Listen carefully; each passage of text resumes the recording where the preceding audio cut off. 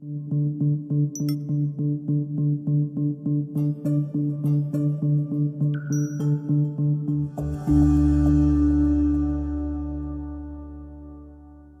are predicting that the worst is yet to come, which is unfortunate, said one person here. Until now, they've enjoyed the reputation of being the nation's icebox. Watched a burglar in his home this morning by webcam. As a journalist of over 25 years, stories are what make my world turn. Reporting live from the Dallas newsroom tonight, Jeff Crilley, Fox 4 News. But in 2008, I took the jump from my familiar life and started a PR firm from my home. We're talking about anyone with a camcorder like the one I'm using becomes a television network. We started slowly growing the company, and we now have over 100 clients, and we've branched into the world of live digital broadcasting. I now own 8 different TV studios and have a huge team, and the stories that I now get to share are sometimes the most important of my life. Life has a funny way of coming around full circle. This is the Jeff Crilley Show. On this episode, we're going to be talking about living your best life. And I think during the pandemic, it's easy to have work-life balance out of whack. I mean, after all, many of us are working from home, and so where does work end and your family begin? It's all intermingled. To talk about that, Michelle Castle, thank you for coming on the show. She's a guru in the mortgage industry. Thank you for coming. Absolutely, my pleasure. So I know that you are much sought after, and in the mortgage industry, people will hire you to coach them and help them lead their best life. One of the things that you're passionate about is putting your oxygen mask on first. Absolutely. We hear that on the airlines, but many people don't do it, do they? No, and it's not out of knowing that it's, or not knowing it's a necessity, it's making it a priority. It's like understanding it's okay to put that oxygen mask on first before you put the mask on everybody else.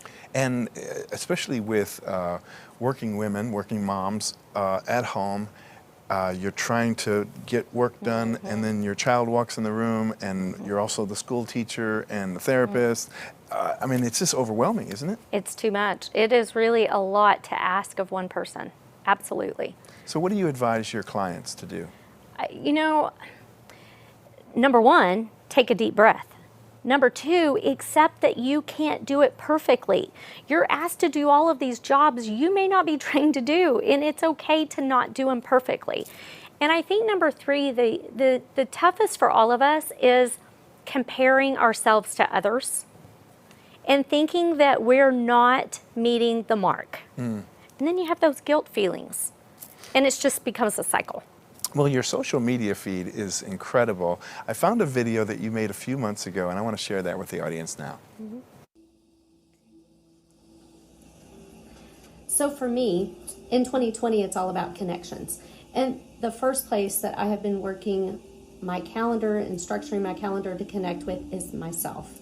So let me just tell you, in about 6 months ago, really about mid-year last year, I was at burnout stage, and I really questioned what I was doing, why I was doing it, what my true purpose was. Do I even know what my why is anymore? And that's whenever I realized how important it is that I take care of myself. You guys, in this industry, we take care of a lot of people and at high levels, and it is extremely stressful. And if we're not taking care of ourselves, if we are not taking the time to take care of ourselves, we can't take care of others. So that was my first, that was the beginning of the journey for me, all about self-care. And when I talk about self-care, I talk about not only doing what's good for my body, but paying attention to what I put in my body, pay attention to what I'm surrounding myself mentally. I really beefed up what I was reading, so I made sure that my mind was in the right place. Because again, if I'm not connecting with myself, I can't connect deeper with others. Or if I did, it wouldn't be authentic. So connection for me in 2020 is my focus, and I challenge you to do the same thing. Don't feel guilty about taking care of yourself, because we have to. We can't take care of others if we don't take care of ourselves.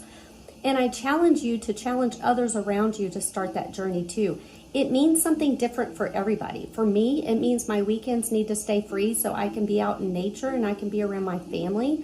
It means that I don't crowd my evenings anymore with a lot of events. I'm just choosy about where I'm going and how long I'm out, because I've got to do what's good for me. And not feeling guilty if I have to say no. and finding fewer yeses, more nos, and feeling okay about it, because that's what it takes for me to take care of myself. So I hope this message resonates with you, that if you are at a point in your life right now where you're questioning your why, you're totally burnt out, you're exhausted, start figuring out what it takes to take care of you so you can continue to take care of others. Have a great day. I think that's so awesome, and I love it that you were vulnerable with your audience, and you said that even as a coach, you can sometimes get off kilter. So what caused things to go out of whack for you last year? My calendar, to me, I live by my calendar. Everything I do is evented out on my calendar. Everybody schedules appointments. Even my phone calls are scheduled. But that can smother you. And I had so many things on my calendar that I felt I needed to do, not because I wanted to do, but I thought that someone else needed me to do that. And so that really started me. Fortunately, when you have a calendar like that, you can look at the calendar. I'm color code my calendar, so I know, this fits in this bucket.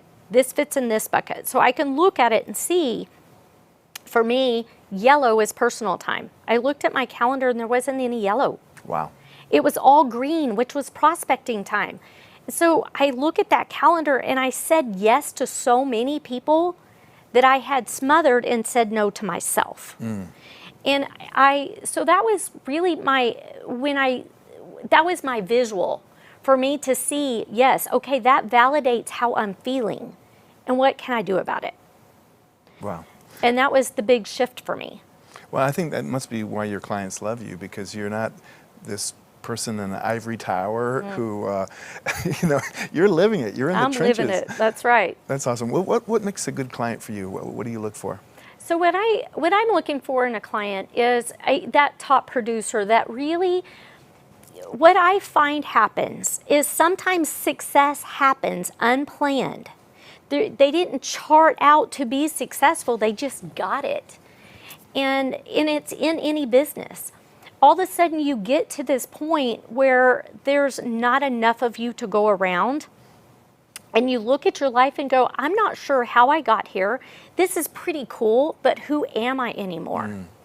Like, I wanted to be this great mom and I wanted to be this great partner in life, but I don't have that balance right now, and who am I? And those are my favorite clients, because I can help them really step back and find out what about their life has got them kind of choked out. And what do they love that they need to be putting more into their life? And it's really about that stepping away, really reflecting, where am I? Where do I want to go? How am I going to get there? Yes. Once you figure out where you want to go, I'll help you figure out how you're going to get there. You've just got to reflect and figure out where you really, truly want to go, because you can get there and be successful. Wow. It can happen, but you do sometimes have to stop and pause and breathe and really reflect and find that vision so we can determine what the journey is to get there. Wow. Michelle, you've been an amazing guest. Thank you so much. Thank you. We're going to put your website up on the screen so people can get in touch. MichelleCastle.com is the website. Get a hold of her or follow her on social media. That's it for now. We'll see you next time.